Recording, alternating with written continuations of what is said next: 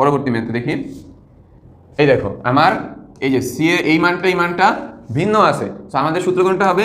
X plus এ x plus B, সূত্রের সাহায্যে এইটার গুণফল নির্ণয় করতে বলছে। সো আমার এই যে এ আর বি এর মান দুটা ভিন্ন আকারে আছে। সো আমার এই সূত্রটা হবে যে এই মানটা আর এই মানটা যখন ভিন্ন থাকবে তখন আমার x plus a into x plus B এর সূত্রটা বসবে। সো চলো ম্যাথটা করি। কি বলছে? এক্স প্লাস 10 আর কি বলছে? X minus 14।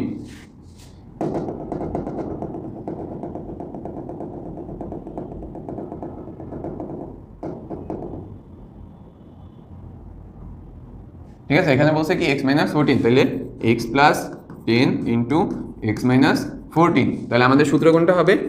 এই যে এইটা, x plus a into x plus b, সূত্র কি? X square plus a plus b into x plus a B.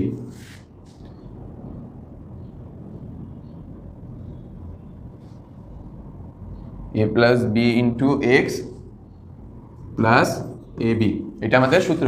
So আমাদের সূত্র তাহলে কি হবে? এক্স স্কোয়ার, দেখো সূত্রের মাধ্যমে করি আমরা, যে এ কোনটা 10, বি কোনটা 14। ঠিক আছে, ধরে নিতে পারি যে a is equal to 10, b is equal to minus 14। তাহলে এ কত?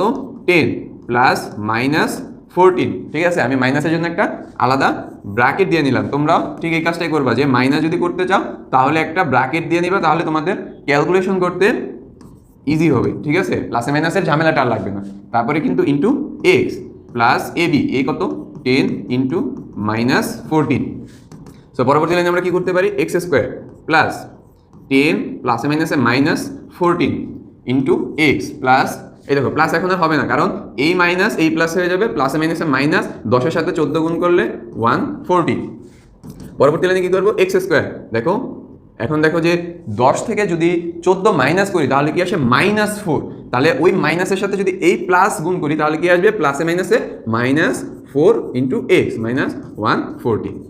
ঠিক আছে, আশা করি তোমরা বুঝতে পারছো যে এই জায়গায় কি আসে। দেখাই যে এই জায়গায় ধরো 10 থেকে যদি আমি মাইনাস 14 করি তাহলে অ্যান্সার আসে মাইনাস 4।